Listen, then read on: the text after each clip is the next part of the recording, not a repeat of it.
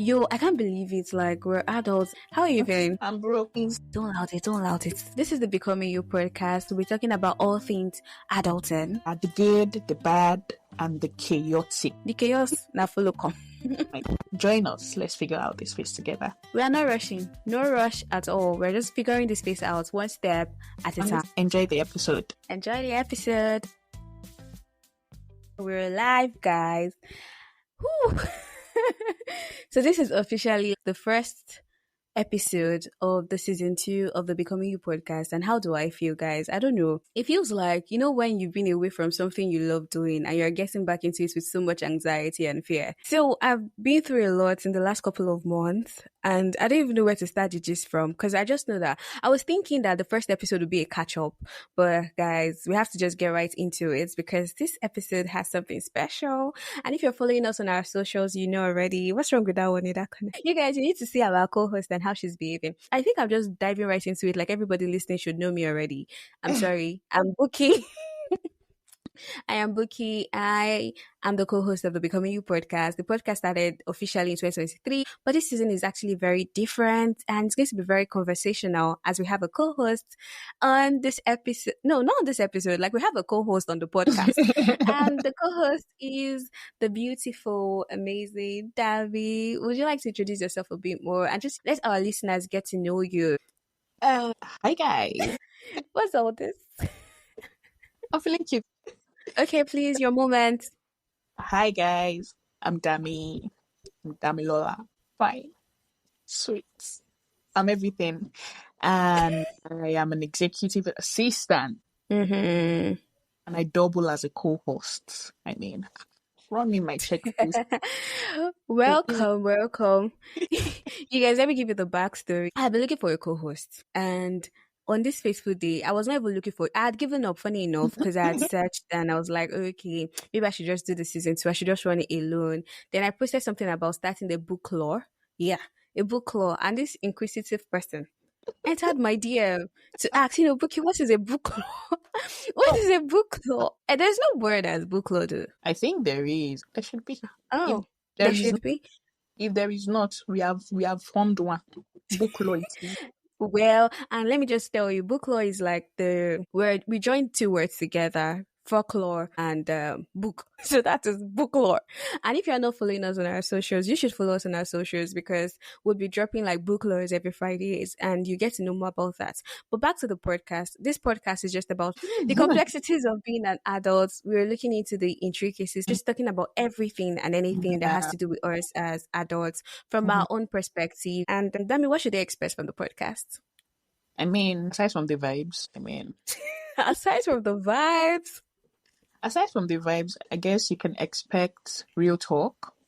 I mean, it's not just having like a camera in your face, looking fine. Mm-hmm.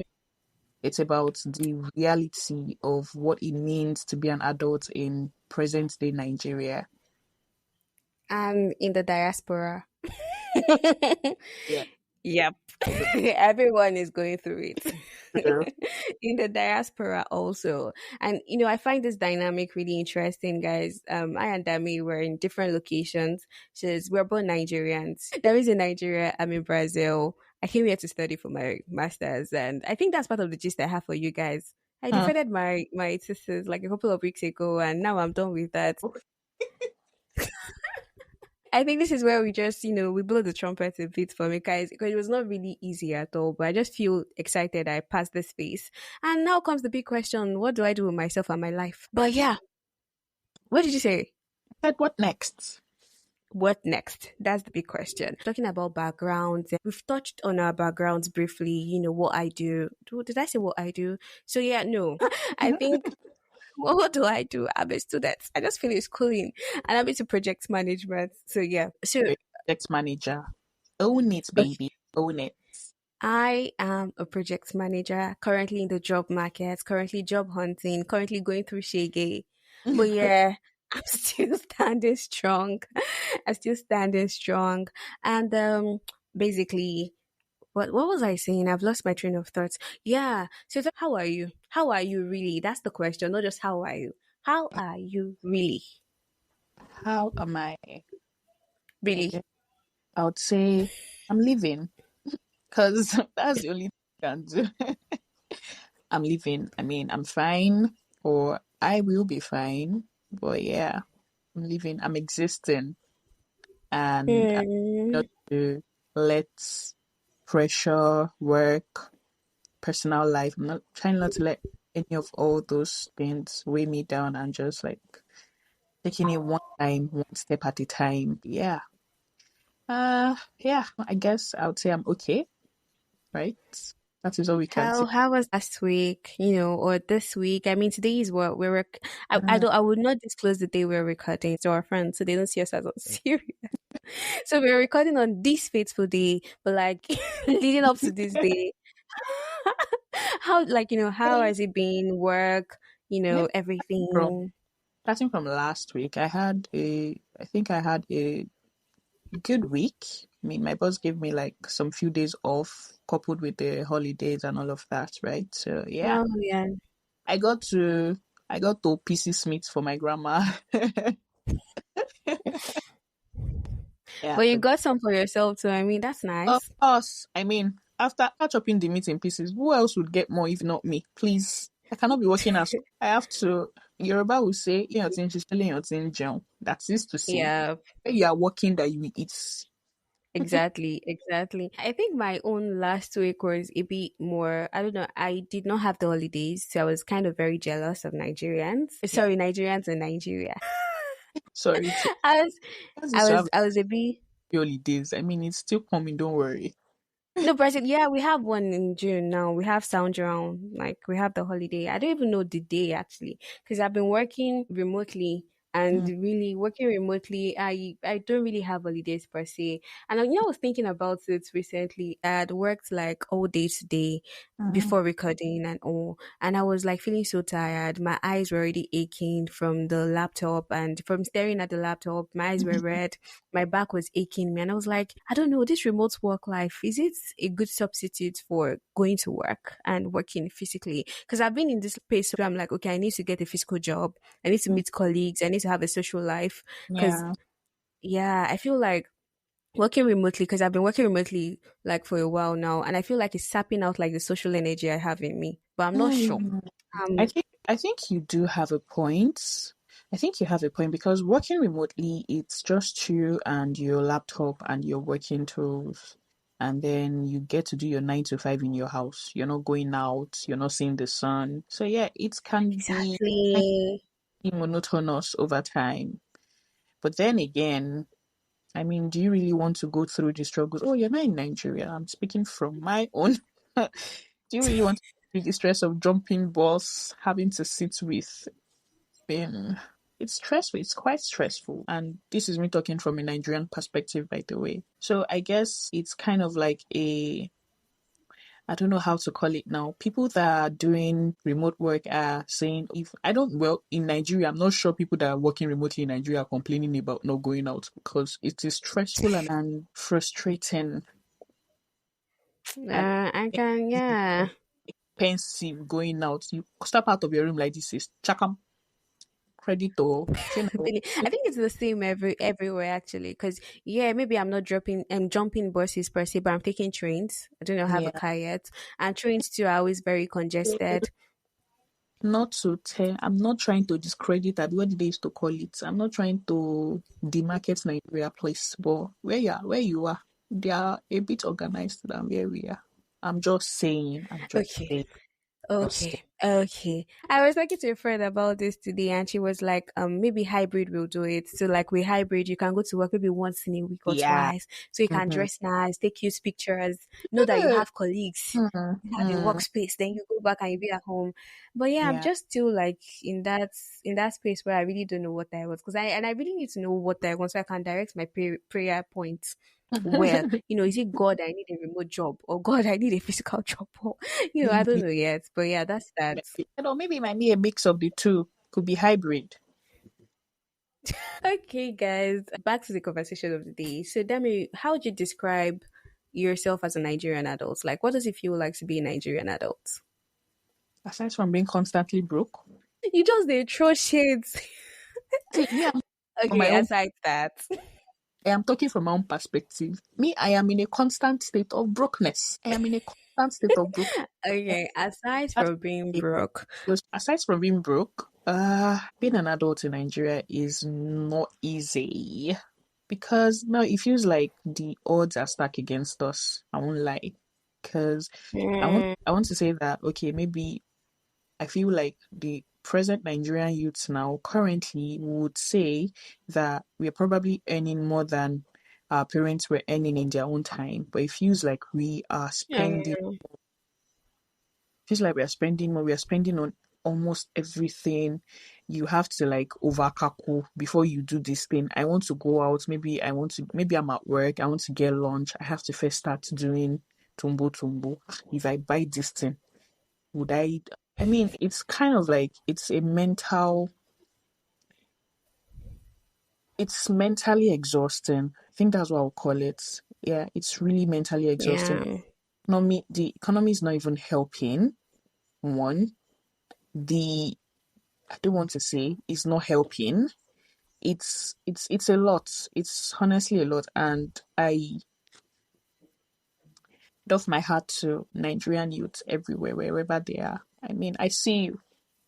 I can relate. yeah. I Uh, really do not know any Nigerian adults right now that does one thing and is not like currently like if you're doing just one thing, you're brainstorming how to do many other things, and most people I even know are multi working. They're taking up multiple jobs at the multiple same time. streams of Like we income, have multiple streams of income. Like youths are not even exactly because you can't youths just are not even survive. resting these days. We can't even rest anymore because we are thinking of how one source of income is even enough to like take care of us. So we have to start thinking of.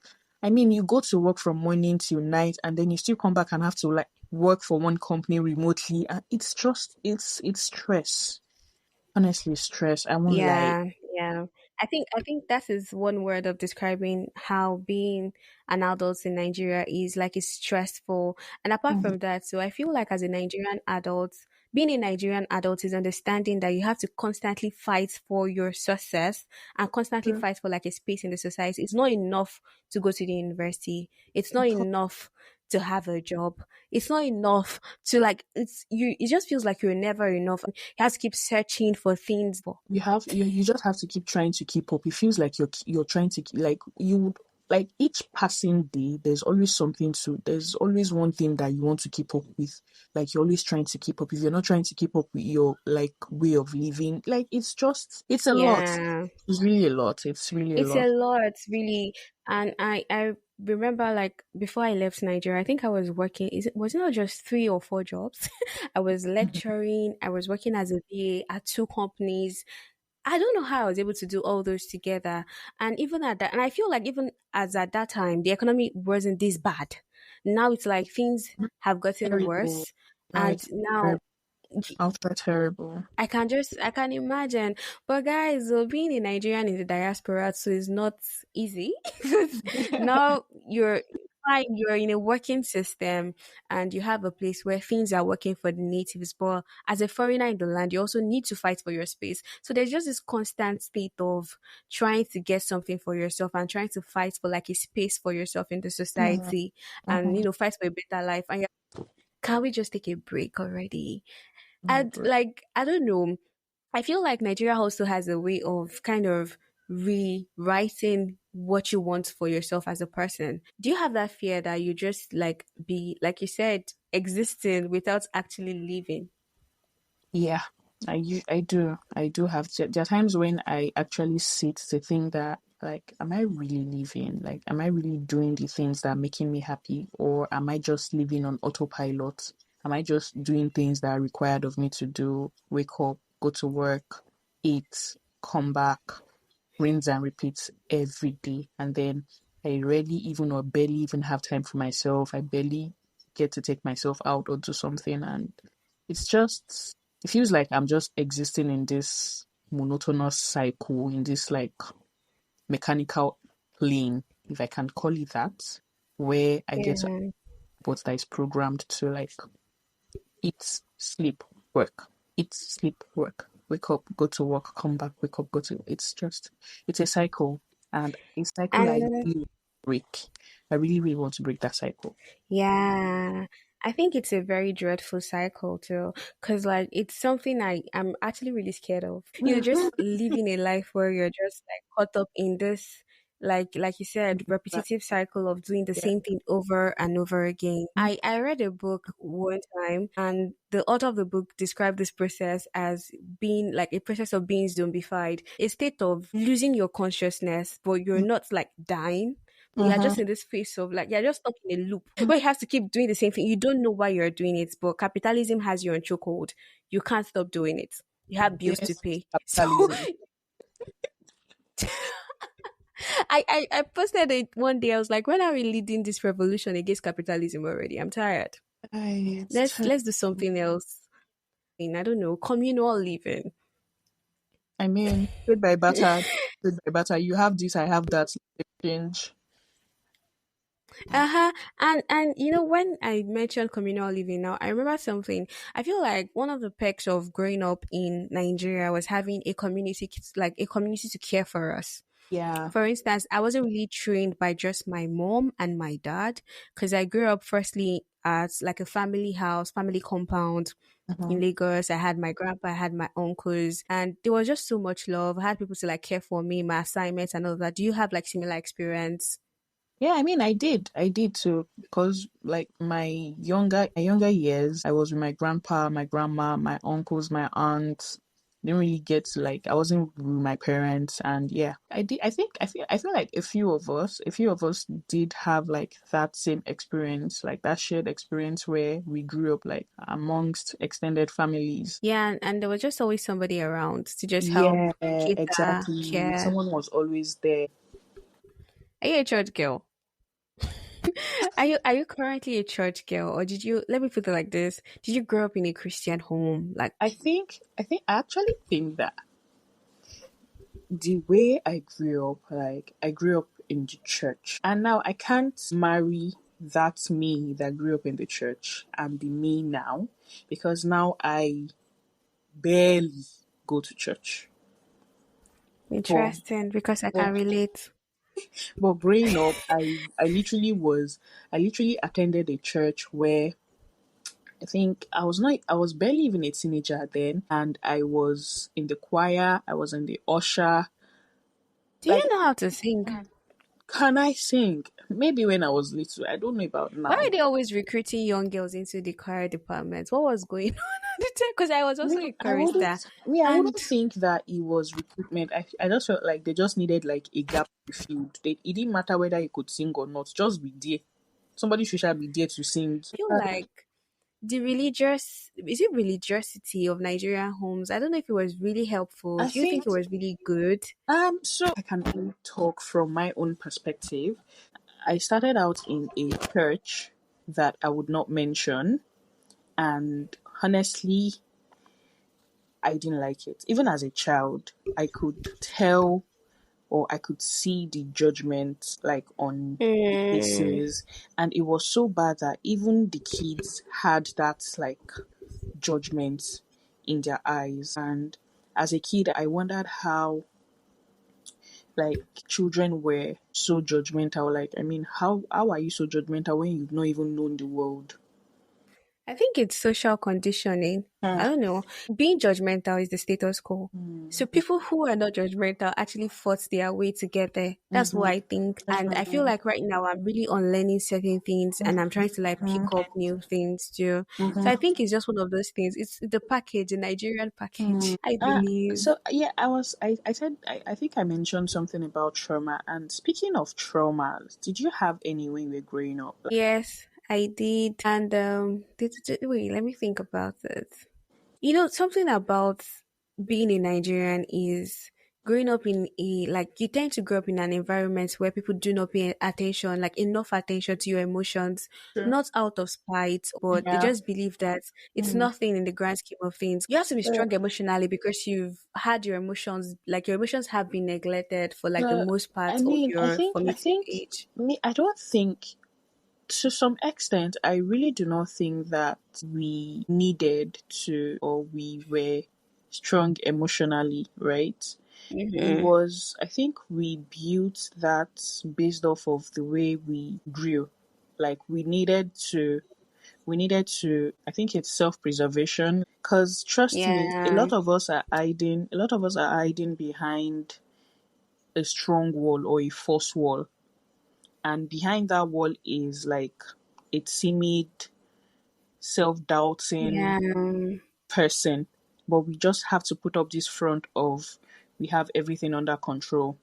And I feel like it's as a result of the way we grew, or the way some of us grew up, like Yeah. having to act like everything is okay when everything isn't fine, like having to pretend like you're strong when in actual sense you're not strong. You need someone to like hold you up and tell you, oh, everything is going to be fine, you're going to be fine. But because of society, because of how I don't know, in a way, they've made showing weaknesses, they've portrayed it as being weak. So we try to put up a false front Mm-hmm. that, oh yes, I'm strong, I can handle this by myself, when in actual truth you cannot. I think it has only made us evasive adults. So Mm. instead of confronting things as they come, we try to compartmentalize them. Like, oh, let me just keep this here, and then we Mm-hmm. just keep it separately because we do not want to deal with it at that point in time. And then we carry on like nothing is happening. But meanwhile, it is hurting, it is on your mind, it is weighing on you. But because you want to keep up a false front, because you want to avoid confrontations, or you don't want Yeah. to like get angry, get mad, you keep it separately. But at the end of the day, these things are what over time would, what do you call it now, accumulates. And then you Yeah. explode, and it now becomes a thing of, oh, I didn't even know what I did to them, or I didn't know what I did to him or her, and Exactly. just blew. And But I think that's why most of us are just like always, we're kind of like angry adults. We're always angry. yeah, It's so just like a response to an unaddressed like trauma that you have hidden somewhere in your yeah. history, in your life, or you just feel yourself like feeling like some kind of sudden sadness that you do not even understand. Hmm. It's just crazy for real. Yeah, it's really. And on the other hand, though, I'm not trying to just justify how we were trained, but I kind of feel like it makes us strong in a kind of weird way. You know, normal things or things that are supposed to break us sometimes are I unable think to what break me I us would because say is, I don't think it made us stronger. I only think it made us grow like a tough skin, like immune to it, because it feels like, what is the insult that you want to insult me that they've not told me at home? in Yet, fact, some like, of us will go as far as insulting ourselves first. Like, I'll call what is myself that thing? anything. What Like, is that thing you think? What is Yeah, that thing you think you can tell me that will pain me that I have not heard at home? So it's kind of like that. yeah, Like, oh, you think you can hurt me? They hurt me more at home. I think that's yeah. just what it is. Honestly, I think that's just what it is. Yeah. So most of us, like, we have unaddressed issues that we should address. Most of us are like walking traumas, like walking Yeah, trauma, working traumas. Like, it's walking traumas. But insane. we're gonna be alright.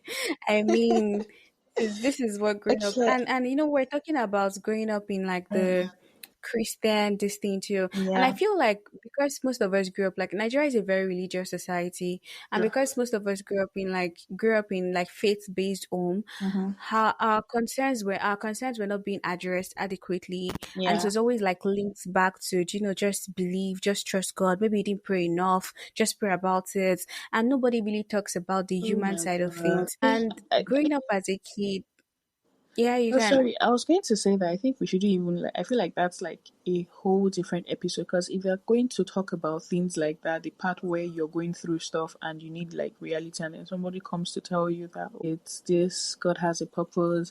I think you're not praying enough." Oh my god! If I could get $1 for every time I've heard that, I mean, it's nice, right? Yeah. But then again, at that point in time, Mm-hmm. it's not what I'm trying to hear. Yeah, I I I don't say need it it to make me often feel that I like you're a find better Christian solace. than I am, or you're praying more than I am. Yeah, That is not what I want at that yeah. point in time. I just want I don't know, maybe someone to hug me to say, "Oh, don't worry, everything will be fine," or Everything "Okay, will be sit down. How fine. can we walk through it? These are the things. What do you think we can do?" Not tell me that, "Oh, maybe my prayer life. Am I a Christian? Am I born Are you again?" taking it to God in prayer? But most times when people say these things, they don't say it to spite us because it's a very complex, like very complicated I feel like they say it situation. from a For place of instance, privilege. is it privilege? I don't think Yeah, it's privilege like because my maybe mom says the same. privilege in I the feel sense. like Sorry, I go feel on. like it's from a place of okay. For instance, now personally, I always like I stated that I'm a Christian because I find solace in being a Christian. Like when Yeah. things are going tough and everything, I just rest in this assurance that I have somebody taking care of me and everything will still work out fine. So it just helps me like give meaning to the world in this world that Yeah. I really don't understand anything happening. But like things like you don't pray enough. For instance, now I've been in the job market for a while, and my mom is like, "Your prayer is not enough. It's not. Maybe you should fast." But I feel like from our own POV, it's like she feels like it's written in the Bible when you ask, you receive, and all of that. And maybe I'm not asking. She feels like I'm not asking the right way, or and the last time she mentioned this, I had to address it with my mom. Like, it's not about not praying enough because I'm praying. Probably it's not the right time. Yes. Maybe I'm not doing the right things. Maybe I even need to revisit my CV, Yeah. application, interview processes. Like, I understand the need to link it back to like faith or religious reasons and things like that. But I feel like Nigerians do a bit too much, a little bit too much. So I don't think it's out of spite or privilege. The reason I said that it's coming from a place of privilege is because things seem to be going well for you when you pray, or the fact that you go to God in prayer and it seems like your prayers are answered almost immediately doesn't mean that it would work like that for everybody. That's why I said it's coming Yeah, from a place that's of right. privilege. So you Mm-hmm. pray, you go to God in prayer, your prayer seems to be answered, and then someone comes to you with their own Yeah. problem, and instead of you to advise, you tell the person, pray. Have you taken it to God in prayer? Have you done this? Have you done that? I mean, I thought we were all supposed to be one under the banner of Christ. I didn't know that there was favoritism in the kingdom Yeah, too. standard. So yeah, it's I mean, No, yeah, I get where you're coming from, and I get how like what they say can actually translate into that. It's like okay, like maybe you're not speaking the right language, and you're like, okay, I'm exactly, praying. like Do you you're see not, are me in you my saying the secret right place? prayers? Did I'm you doing say the it right this things. way? I mean, I don't know when Christianity Mm-hmm. became a thing of Nami pray pass or Nami sabi pray, but that's a topic for another day. Speaking of Yeah, tell me for another day, but I don't think they mean that, Sha. Just for the record. speaking of growing up, I was going to ask, there like any values or are there any things that you heard growing up that stuck with you up until now that Oh yeah, I think so. I think there are quite a lot. But I know that growing up and the kind of home I grew up in, it has always been a thing where you understand that like hard work pays. And yeah. my mom always says something about like just being like, will I say persistent with something? So like I think it had shaped me in a way where I just feel like I have to keep doing something till I get like my desired result from it. Yeah. But I think the part they did not like fall as much is my inquisitive side. I feel like a lot of times, like probably in the four walls of the school environment or even outside school, it's like maybe you're not supposed to ask like questions. You're not supposed to question your elders. Yeah. Anything they say is the right thing. You can't ask questions. And this even takes us back to the church. You can ask questions in church, whatever Oh they my say is the god. law, and you just have to do whatever you're told. And I feel like this has affected me negatively because now, like, I find it hard to ask like the right questions. Like, why is there a lot of whys to be asked? Why am Yeah. I not supposed to do certain things? Why am I not supposed to like live a True. kind of life or a kind of way? And a very weird example just came to mind now. I I told you, like I grew up in church, I'm a church girl. So there Yeah. was this day we were doing evangelism. We now preached to this old man. The man told me, he was like, you can do everything in this world, but don't get tattoos. Because if you get tattoos, you go to hellfire. Oh And I'm my like, god. Like, oh I my didn't ask god. questions. I Oh just said, my okay. god. I just said, okay. And now I'm contemplating one. And I'm like, okay, hellfire. Let's ask the questions. Sorry. Why? I I remember was telling my going mom to I say wanted to get like a something. new Sorry, piercing. sorry to cut you short, but mom and dad, if you're hearing No, no, this, no, feel free. you see that tattoo, I will still get it. People just, you will talk. Oh my I'm god. guessing it. But yeah, Mom and moving dad, I on. don't know if I'm getting it though. I'm just saying it. I'm talking about somebody that wants to get it, not me. But getting a new piercing too. I remember like informing my mom about it, and she was Hmm. like, don't get the piercing. Why? Because like now you will not be me. I'll ask the question like, why shouldn't I get it? And Exactly. she didn't have like a concrete answer. Few of us actually have the same experience with Mm, having to be shut up when you're asking too much questions. You hear things like, what's being called you? You're too yeah. curious. This, that. Must you know everything? Like, I Mm-hmm. mean, it's I mean, it's good that you want to know stuff, and it's good that you really want to know the reason why things are happening the way they are, or why that thing is. But what is not good is trying to shut us up. I have an aunt Yeah, that it's I have an aunt that if our kids are talking and you tell them shut up, she'll tell you, don't tell my kids shut up. Let them express themselves, because this is how you build, like, mm-hmm. this is how you build timid people, or this is how you like raise timid people, because then they go out, they can't express themselves just because maybe over time, when they talk in the house or when they say something, they get shut up. Like, is everything you want to put your mouth? Is everything you want to know? Is everything you want to talk about? Is it only you? Yeah, Things yeah. like that. So yeah, Mm-hmm. yeah. Yeah, and I think it goes beyond even just like our professional lives or our Hmm. private lives, like our interaction too with the world around us too. It reflects in it. And when we're talking about the political climate of Nigeria now, I feel like things are the way they are because we do not ask questions. Oh Nobody's my asking god. why. We're not taught a lot of things I in mean, we do school. ask why. Most of us They've do not just understand gaslighted government us. process. Well, I think there's that. So I just feel like there's no need to question these things. So Is there something you're currently trying to unlearn? Huh. Yeah, is there something you're working on unlearning as an adult? I think self blame, Mm, like, how so? is it self blame? Is it self blame? I don't. I think so. I don't know. Self blame sounds ambiguous in a way, because self blame, in the sense that I kind of like have these tendencies of blaming myself for everything that goes wrong, even when it is so Mm-hmm. glaringly not my fault. So I think it's as a result of being the first child in that sense, because you have to like, Oh, see, this conversation is actually really broad because that's another aspect of growing up in Nigeria. Growing because up you as have a to like first take daughter the is a fall lot. for like, oh, aburo eshenko, your younger one did something, and then you're the Yeah, one getting punished and all of that. So yeah, I think for the longest period of time, I'm usually in a state of self doubt and yeah. blames. Like, I usually like blame. I would not blame. I would always blame myself, even when things like, it's so glaring that it's not my fault. I would say, if I had done it this way instead, it wouldn't have turned out this way. You shouldn't And have found out. yeah, Yeah, so yeah, I think that's one of the things, because honestly, I won't lie to you, I'm unlearning a lot of things. This one is just at the like guy. forefront of my mind. That's like the one I can Yeah. remember, but I'm definitely unlearning a lot of things. But yeah, I think that is what I'm going to say. Peak for now, actually. Yeah. Okay, what am I learning? I think I'm unlearning overthinking. Can you unlearn that?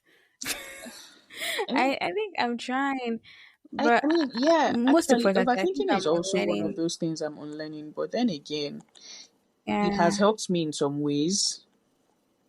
Maybe like 3 out of 10, saved you from some because troubles. yeah, maybe like 3 out of 10, because most times I'm usually like wrong with all my conclusions and my Conspiracy. exactly and my Cons- theories. So yeah, yeah. yeah. Okay. Yeah, I think another thing I'm unlearning is what am I unlearning? I remembered now, but I think I've forgotten what I'm unlearning. Yeah, gender roles. Hmm. Yeah. I didn't grow up in a family where it Yeah. was practiced per se, but like society. So I think I'm unlearning that Hmm. and understanding that the world is mine to conquer. Yeah. So yeah, Which it's yeah, it's yeah. a I lot of actually can. unlearning on that end I can too. relate to that. Yeah. But we've said a lot of bad things about growing up in Nigeria. Maybe not bad things, but like we've stated how the upbringing had like bad effects on us. Mm-hmm. But like I think there are good sides. Like there are also Yeah, like the there good are good sides of sides. I mean, everything. my grandpa used Yeah. to tell me then that, oh, I should be wary of friends. I mean, my grandpa was a preacher of no friends. And I feel that, or I believe that in some way that has helped me shaped my, or should I say curated my friendship, that in such a way that I can't, or I don't make meaningless friendship, if we can put it. I know where to put people. I know how to put people in their place. I know who to call my friends. I know who to call acquaintances. I know who to like. So I know how to Mm-hmm. like separate everybody and put them where they belong. So in a way, it has really helped me. I used to say then that my friends in school, the friends I made in school, particularly in uni, I never made them. I never went out of my way to say I want to make friends with these people. Mm-hmm. I just found myself in that situation where, okay, I'm friends with this person, or me and this person become friends. I tell some people that, oh, Mm-hmm. most of my friends made me as their friends, not me making them as friends. They Mm. just saw this timid person or this shy person and said, oh, okay, let me make friends with this girl. She's cute. And like, what can be Friendship is another story. But friendship is like, on that side. is there anything you're like particularly grateful for? I know you would have Yeah. loved to Aside from the fact that I'm alive. know something related to like your Okay. nationality. I think despite all of this that is going on, despite all of the things that are happening, I think in a way I am grateful for the way my parents brought me up. Because Mm, truth be told, there are some kind of things that I have witnessed that I'm like, thank God my parents were hard on me. Because yeah. could they have done better? Yes. Did they try their best? Yes, they did. And for that I am grateful. Yeah. Yeah, that's profound. I think that's profound. It makes me sound like all this mommy, mommy church.